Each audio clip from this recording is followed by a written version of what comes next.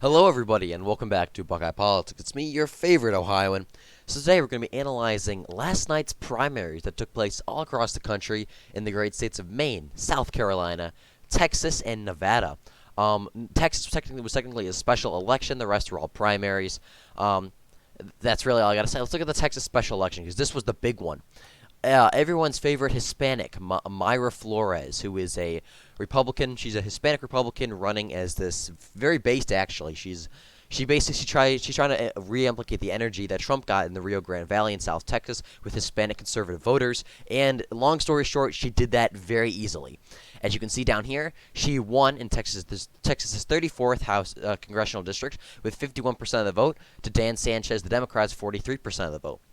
When you add in the other Republican, who got 1.6% of the vote, the Republicans won this race overall by about 52 to 47, which is pretty much a flip from the 2020 presidential election results in this district. And this district back in 2020, as you can see here, went to Biden 51 to 47. Republicans flipped this district. It went to the Republicans 51 to 47, based on adding up all the Republican and Democratic ballots here.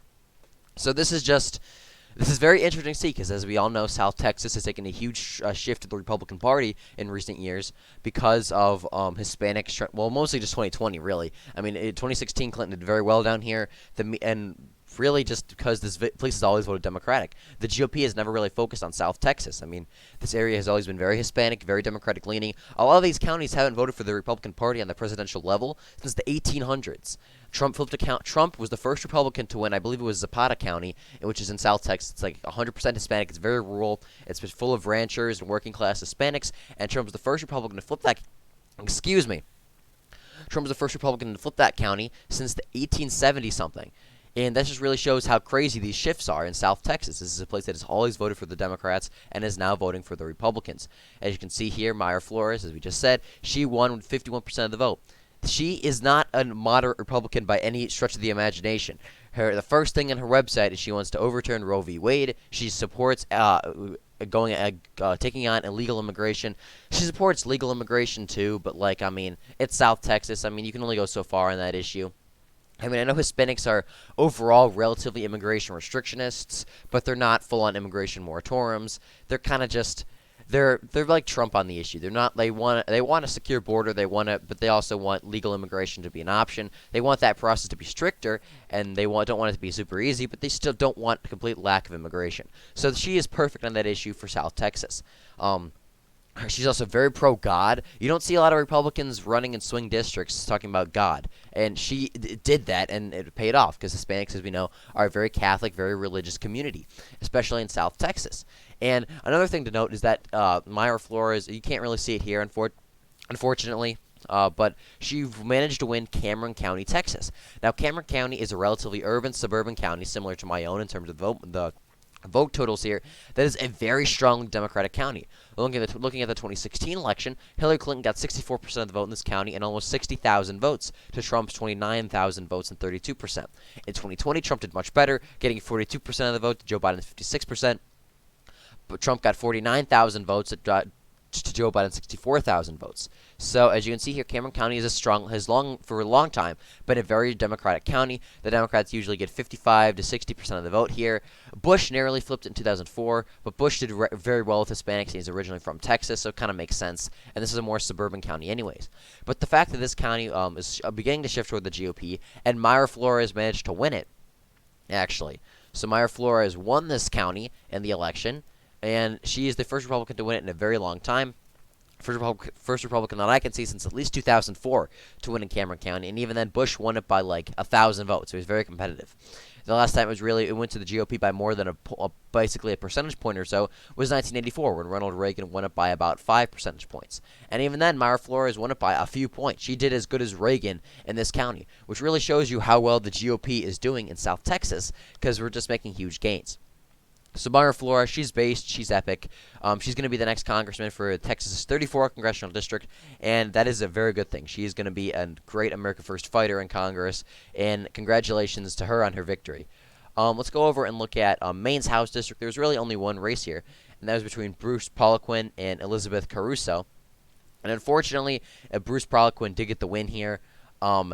He's the former representative for this district. He's not very good on the issues. He's good on trade. He's very protectionist on trade, but really besides that, he is just a liberal Republican, honestly. On this guy, he's pro-choice, he's pro-weed, he's pro-gay. I don't even know. He's literally just like he's basically a libertarian type who supports tax cuts and tariffs.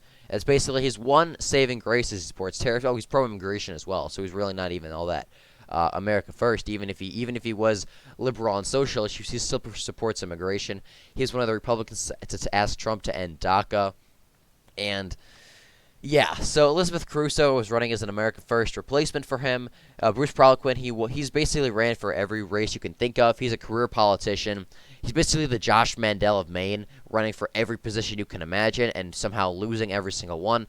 However, he did win, I believe, either 2014 or 2016. He did win in Maine's 2nd Congressional District. Maine's 2nd District is a very interesting district. It should be a safe Republican district, in all honesty. It's a very rural. It's a very working class. It's very white, very rural, very working class. It should be a Republican district. But the Democratic Party for the longest time did very well there.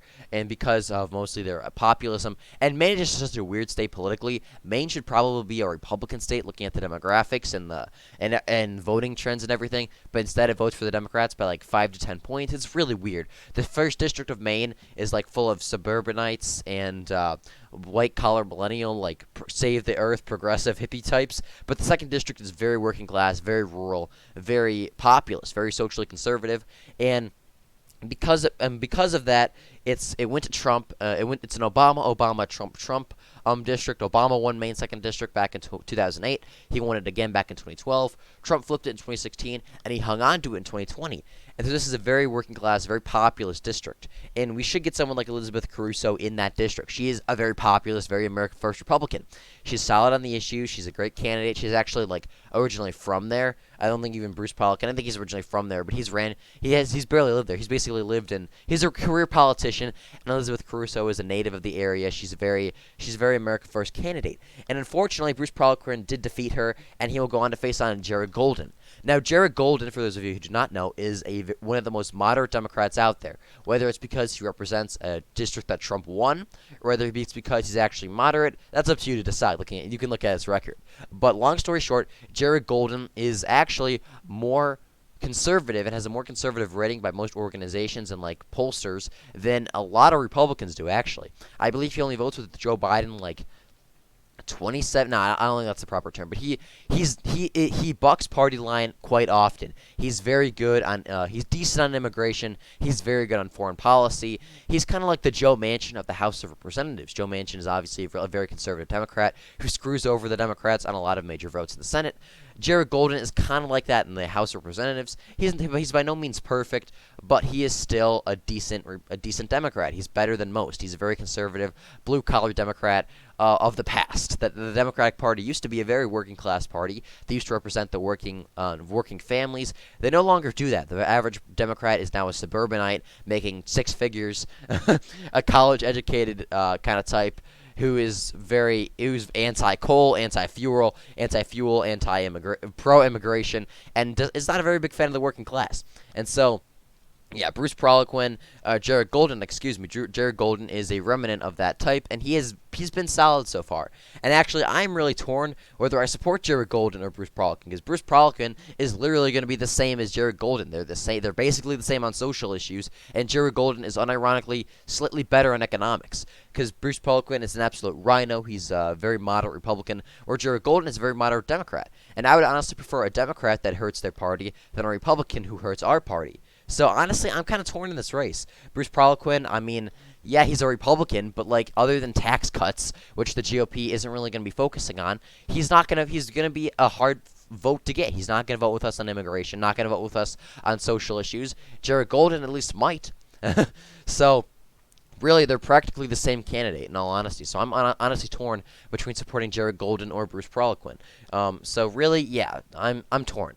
I really wish Elizabeth Caruso won this primary. She would have been a perfect fit for the district. She would have been the perfect candidate, but unfortunately, she did not win. Let's look at South Carolina's house races. The big one was the first district, which was between Nancy Mace and Kate Arrington, which Nancy Mace did manage to narrowly pull off a victory. Kate Arrington was endorsed by former President Donald Trump. She ran a very America First campaign, and it was kind of a long shot to begin with. Nancy Mace, she's a very moderate, she's a rhino, but she's done a good job at hiding that based on her appearances on Fox News and her campaign ads. If you looked at her, just like on the surface, you think, oh, she's a solid representative. You look a little deeper, she's pretty iffy. She's kind of, you could make the argument that she's a libertarian type because she's pro-gay and pro-weed, but she's also supported gun control. So I'm not sure how you can call her libertarian. A lot of people defending her say, well, she's just a libertarian. We need more libertarians in the GOP. But she supports gun control, so I'm not really sure how she's a libertarian. But that's besides the point. Nancy Mace is just... she's awful. The only reason she did not lose this race was because she did not vote to impeach Donald Trump. Had she done that, she would have lost to Kate Arrington, similar to how Tom Rice got absolutely destroyed by Fry here. Look at this race here. Rice is unironically not as bad as Nancy Mace on most issues. He's actually slightly more conservative, but he voted to impeach Trump because he's just an idiot. And so he got absolutely destroyed. South Carolina is a very pro-Trump state. It's a southern state, very socially conservative, and so when you vote to impeach Trump, even though you might be better on the issues, you're going to get your absolute ass kicked by Fry. 51% to 24%. This is an incumbent. Not a good showing for this guy. Meanwhile, Nancy Mace, she did not vote to impeach Trump, and she's done a good job at kind of hiding her record, and she managed to narrowly win. The fact that this race was still so close, though, tells me that she is beatable. 2024, if Kate Arrington runs again, she gets the Trump endorsement, Trump campaigns with her a little bit more. I think we can easily flip this race, honestly. Nancy Mace is not very well liked. Obviously, she only got 53% of the vote in her home district as an incumbent. That's pretty awful. And Trump did not do all he could for Kate Arrington either. Trump only held one rally and one event for Kate Arrington, and wasn't even in the district she's running in.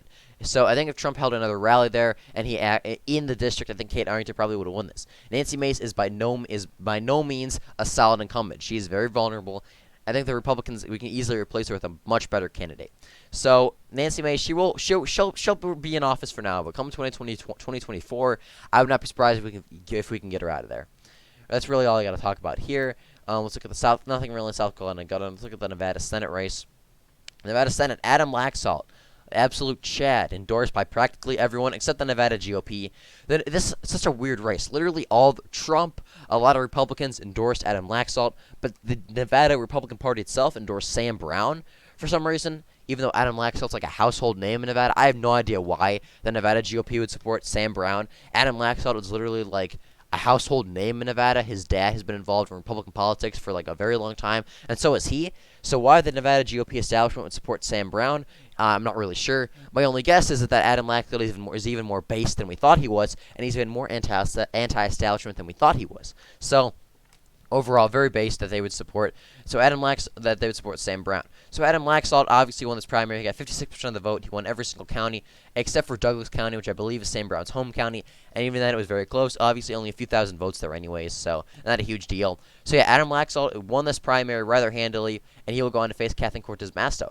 Interesting thing to note, though, if you add up the vote total for the GOP, Adam Laxalt got 97%, that 97,000 votes. Sam Brown got 60,000 votes. That adds up to roughly 150,000 votes. Kathleen Cortez Masto and the Democrats, 105,000 votes plus 108,000 votes. If you add up the vote totals roughly, then the Republican Party got roughly 160,000 votes in their primary. Kathleen Cortez Masto got 108,000. The GOP is currently leading the Democrats by like 42 to 50,000 votes in the primary thus far. That is awful news for the Democrats. That is awful. Kathleen Cortez Masto should be absolutely terrified. And she's basically thrown in the towel. She's barely even campaigning at this point. Adam Laxalt is doing very well in basically every single poll. There's only one or two that has Kathleen Cortez Masto winning, and all the others have Adam Laxalt winning by 3, 4, 5 points. So with this primary, the Republicans absolutely kicking the Democrats' ass in this primary. It's not looking good for the Democrats in Nevada. Let's get a look at the governor race as well. Governor race, as you can see, Steve Sisolak, the incumbent Democrat, he won very handily, 88% of the vote, 103,000 votes. Not really surprised there. Only 65% in, but he'll still win handily. Not really surprised. He's relatively liked for a Democrat in Nevada. Not perfect. Some of his lockdown stuff was pretty iffy, but overall he's not hated by the Democrats. Meanwhile, looking at the GOP primary, we had a pretty competitive race actually between Joe Lombardo, who's the former sheriff of Clark County. He's very based on immigration.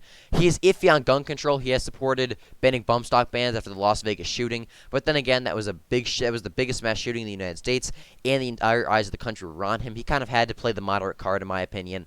And not gonna get anything iffy here, but that shooting was kind of iffy if you look at the details. Some stuff going on there. So him supporting gun control and kind of getting the heat off of his back might have been a good thing for the country and for his life. That's all I'm going to say there. Meanwhile, Joey Gilbert, the other Republican, he got 27% of the vote. And Dean Heller, which actually surprised me. Dean Heller is a former senator of the state, and he is a very popular Republican there. Only got 13% of the vote. This really shows Trump's power among the GOP in competitive races. Trump endorsed Joe Lombardo, and he managed to defeat a former senator and a relatively popular other Republican who did very well, even though he did very well in Reno. Joe Lombardo destroyed in Clark County, which is his home county, did very well in the exurbs and surrounding area. And then he held the line in the rest of the rural counties. And while Joey Gilbert did well in Reno, really Joe Lombardo kept the margin close because of Trump's endorsement and managed to do very well. I think Joe Lombardo should have no problem winning the governor race. I think it's going to be closer than the Senate race. But Joe Lombardo is a great candidate. He'll do very well in Clark County, which any Republican needs to do. Joe Lombardo has won. Clark County, for those of you who do not know, is a very Democratic-leaning county. It's not a liberal county. It's just a Democratic-leaning one. There's parts of it that are very socially liberal because like prostitution and gambling. But really, besides that, it's pro-weed, I guess, in certain parts of it. But, like, really, besides that, it's also very working class. There's a lot of blue-collar Hispanics. And there's also a decent amount of suburbanites who are very pro-police, relatively socially conservative, relatively moderate. And Joe Lombardo, the fact that he managed to win those voters before, and he is running in a Republican wave year, and now I see no reason he can't win this race relatively handily.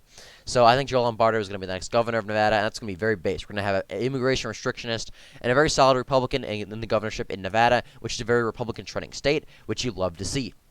Let's look at the House race. We have some mixed results from this race. Looking at the 1st Congressional District, very sad. Carolina Serrano, another based Hispanic woman running in Nevada. She's very similar to Mayra Flores. She's just as good on the issues. She's actually really based, though. I like her a lot. And she campaigned a lot with Adam Laxalt, and I thought she would win this race, but unfortunately, she came in 3rd place with only 16.7% of the vote, only receiving 5,000 votes. Robertson, I don't even know who the hell this guy is. I don't even think he has a website.